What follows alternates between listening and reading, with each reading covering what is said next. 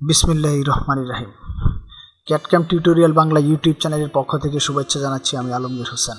প্রিয় ভিউয়ার্স, আজকে আমাদের আলোচ্য বিষয় হলো ক্যাটক্যাম টিউটোরিয়াল বিগিনার টিউটোরিয়াল বেসিক 5।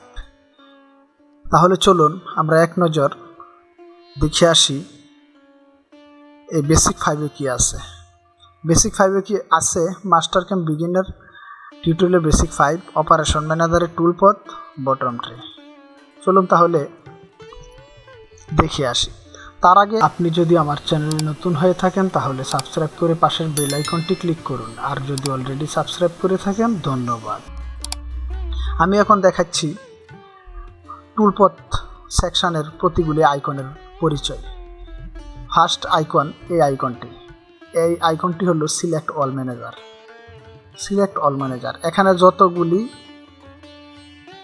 টুলপথ আছে সবগুলিকে যদি আমি একসাথে সিলেক্ট করতে চাই তাহলে আমার এখানে 1 2 3 4 চারটি প্রোগ্রাম মানে 4টি টুলপথ কমপ্লিট করা আছে, আর 4টি ইনকমপ্লিট। 4টি কমপ্লিট আর 4টি ইনকমপ্লিট। ক্রস চিহ্ন যেগুলি ইনকমপ্লিট এইগুলির ক্রস চিহ্ন দেওয়া আছে, লাল ক্রস চিহ্ন। আর যেগুলি কমপ্লিট এইগুলি এই যে এখানে ওয়্যার ফ্রেম কাটিংয়ের দাগ আছে, আর যেটা ইনকমপ্লিট এটার কোনো দাগ নাই। সো আমরা সবগুলিকে একসাথে সিলেক্ট হবে করার জন্য আমরা এই বাটনটি ক্লিক করব। আমরা যদি সব টুলপথ যেগুলি কমপ্লিট এবং ইনকমপ্লিট একসাথে সিলেকশন করতে চাই, আমরা এই সিলেকশন অল ম্যানেজার টুলে এই আইকনে ক্লিক দিব।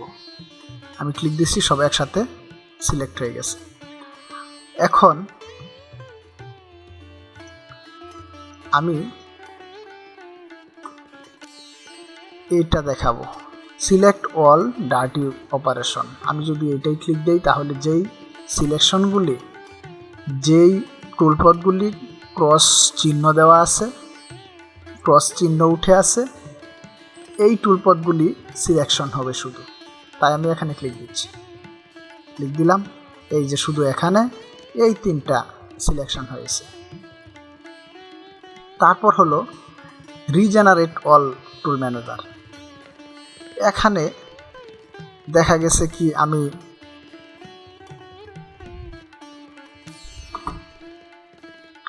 সাপোজ আমি এই প্রোগ্রামের ভিতরে মান চেঞ্জ করব, এখানে চেঞ্জ করব, এখানে চেঞ্জ করব, অথবা এখানে চেঞ্জ করব, অথবা এখানে চেঞ্জ করব, অথবা ডেপথ চেঞ্জ করব। চেঞ্জ করার পর আমি সাপোজ এই প্রোগ্রামটির প্যারামিটার ভিতরে চেঞ্জ করলাম। এখানে 2000 আছে, 1500 দিব। এখানে স্পিন্ডল স্পিড আছে 5000, আমি 5500 দিব। এখানে ডেপথ আছে 20, আমি এখানে দিব 10। এখন আমি ওকে করলাম, করার পরে দেখেন এই টুলপথটি আবার ক্রস চিহ্ন উঠেছে। আগে ছিল 3টা সম্পূর্ণ করা, এখন 4টা হলো। এখন আমার এই টুলপথটি আমি রিজেনারেট করতে চাই। এই কারণে আমি এখানে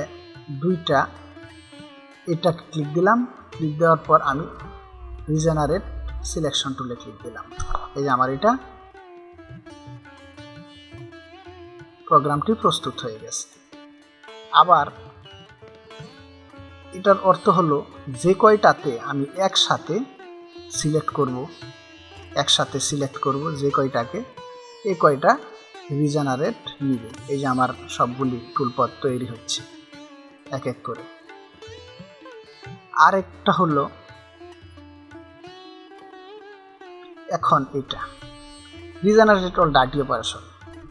এটা দিয়া অসম্পূর্ণ প্রোগ্রামগুলি আমি এটার মধ্যে ক্লিক করলে ড্রাইভ সিলেক্ট এবং বাউন্ডারি সিলেকশন করা থাকলে এটি প্রসেসিং সম্পন্ন করে প্রোগ্রাম তৈরি হয়ে যাবে। দেখি তাহলে হয় কি না। আমি সিলেক্ট করে রাখলাম এটা, কিন্তু আমি চাই এই 3টা প্রোগ্রাম তৈরি করতে। তাই আমি এই ডার্টি সিলেকশনে ক্লিক দিলাম অপারেশনে। দেখেন অটোমেটিকভাবে সেটা এই 4টি প্রোগ্রাম জেনারেট করে নিয়েছে। প্রোগ্রাম তৈরি হয়ে গেছে। এখন আমরা যাচ্ছি পরে ব্যাকপ্লট। এই ব্যাকপ্লট সেকশনটি হলো আমি এটা 2D সিমুলেশন দেখানোর জন্য আমরা সবচেয়ে বেশি এই অপশানটি ইউজ করি। এটা দিয়া আমি এই বাটনটিতে ক্লিক দিব, প্লে বাটন। এই যে এটা তৈরি হয়ে গেছে, 2D সিমুলেশন দেখাচ্ছে এবং ইনফরমেশনগুলি দেখাচ্ছে যে ফিট 1 ঘন্টা 48 মিনিট লাগবে, টোটাল টাইম লাগবে 1 ঘন্টা 48 মিনিট। সর্বোচ্চ দিতে যাবে Z14। এটা ডিটেলস এখানে দেখাচ্ছে এবং এখান থেকে ব্যাকপ্লটের প্রয়োজনীয় টুলস, স্পিন্ডল সহ সবগুলি চাইলে আপনি এক চেঞ্জ করে দেখতে পারেন। তারপর হলো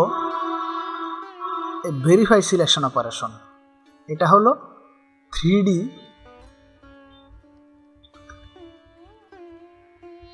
3D সিমুলেশন দেখার জন্য এই আইকনটিতে ক্লিক করলে আমরা 3D অপারেশন দেখতে পারবো। তারপর হলো G1। এই G1টি হলো পোস্ট সিলেক্টেড অপারেশন। এনসি করা যাকে বলা হয়, আমরা বলি যে এনসি হোক বা অন্য ফরম্যাট হোক, প্রোগ্রামের কোডিং ফরম্যাট, সেটা এই G1 দিয়ে তৈরি করতে হয়। সাপোজ আমি এই প্রোগ্রামটাকে এখন কোডিং করব, কোডিংয়ে কনভার্ট করে আমি মেশিনে চালাবো। তাই আমি এখানে G1 ক্লিক করলাম, তারপর ওকে করব, তারপর নো দিব। নো দেওয়ার পর আমি সাপোজ ডেস্কটপে প্রোগ্রামটা রাখবো, আমি এখানে একটা সিরিয়াল নাম্বার দিলাম 1, ওকে।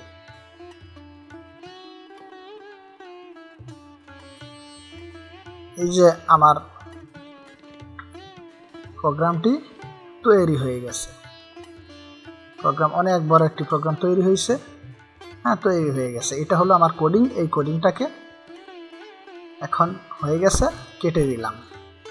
ওই কোডিংটুকু পেন ড্রাইভে করে মেশিনে নিয়ে চালানো যাবে।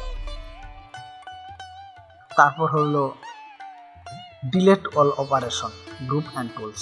এই টুলটাতে যদি ক্লিক করি, আমার এখানে যা যা আছে এইগুলি সহ, এই অপারেশন গ্রুপ সহ এখানে সব ডিলেট হয়ে যাবে। তাই আমি এখন ক্লিক দিচ্ছি না। এখন ক্লিক দিলে আমার সব কিছু চলে যাবে। আর এই toggle looking the selected operation, আমি এটা যদি চাই, এই যে ক্লিক দিলাম, এখানে এই চিহ্ন আসবে এটা। আর এটা হলো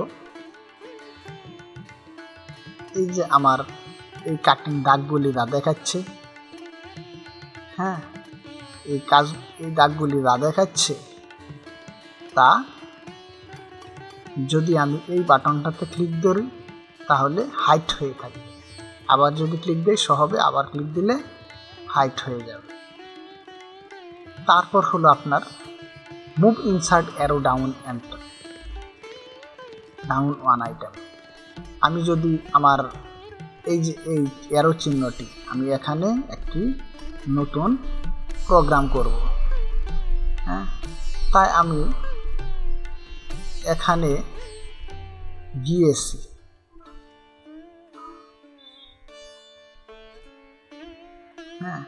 আর যদি আমি প্রোগ্রামটি এখানে করতে চাই 3 নাম্বারে পরে 4 নাম্বারে, তাহলে আমি কি করব? তাহলে আমি 4 নাম্বারে আসতে চাইলে আমি অ্যারো চিহ্নটাকে এই উপরের দিকে একটা ক্লিক দিয়ে নিয়ে আসব। আর যদি আমি আবার নিচে চাই, এটাই ক্লিক দিব, নিচে চলে যাবে। আর যদি আমি চাই যে 3 নাম্বারে একবারে বারবারে আনা ভালো লাগতেছে না, তাই আমি এক ক্লিকে আনবো, তাহলে আমি এখানে ক্লিক দিব। তারপর হলো এই বাটনটা হলো আমি অনলি সিলেক্ট ডিসপ্লে টুলপট। আমি এই বাটনে ক্লিক দিয়ে রাখলে এখন আমার সকল অপারেশন একসাথে দেখাচ্ছে। আর যদি আমি এখানে ক্লিক দিই, আমার যেটা সিলেকশনে থাকবে শুধু এটা দেখাবে। এই যে আমি এখানে সিলেকশন আছে, এটা দেখাবে। আমি আবার লাস্টে এটাই সিলেকশন করব, আমার এই অপারেশনটা দেখাবে। ফার্স্টে এটাই সিলেকশন করলাম, এই অপারেশন দেখাচ্ছি। আর যদি এটাই ক্লিক দেই তাহলে এই সিলেকশনটা এই প্রোগ্রাম এবং এটার বাউন্ডারি ব্যতীত আর কোনো কিছু শো করবে না। অন্য সকল বাউন্ডারি যদি থাকে এইগুলি কোনো কিছু শো করবে না। তারপর হলো আমাদের